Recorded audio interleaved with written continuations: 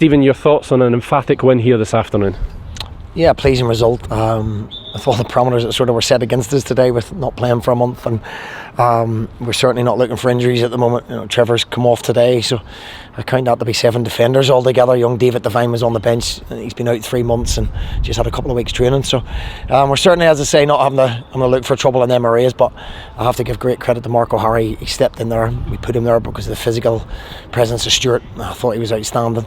And Tony Watt was unplayable. You know, I could pick probably 11 players out to mention, but them two especially really stood out for me today. When you've got so many things against you, 4 weeks without a game, so many injuries, you can make excuses very early on, but this team just went out and really did the business.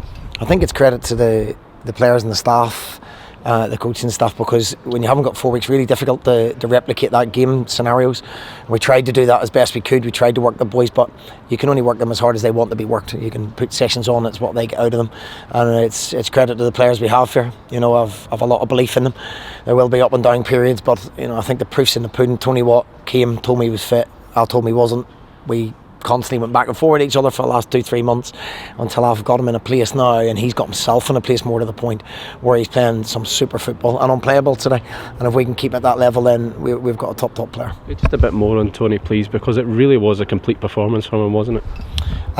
Yeah, at times I did think he was unplayable. He done that in little bits last season when he first come. He done it in little bits pre-season, but he wasn't fit enough to continue to do that for 90 today. And even at the end, he's still running. He's still connecting the game for us with some great hold-up play.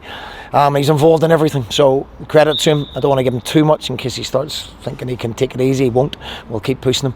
But that goes for everybody in the front three. Had real difficult selection things today because all 6-7 of them involved. Jordan was unlucky not to get on today because we brought Aaron on early on, and he deserves another chance as well. So it's good. They're pushing each other. They're pushing each other in training, fitness wise, quality wise, and it gives me plenty of options that end of pitch unlike the other end.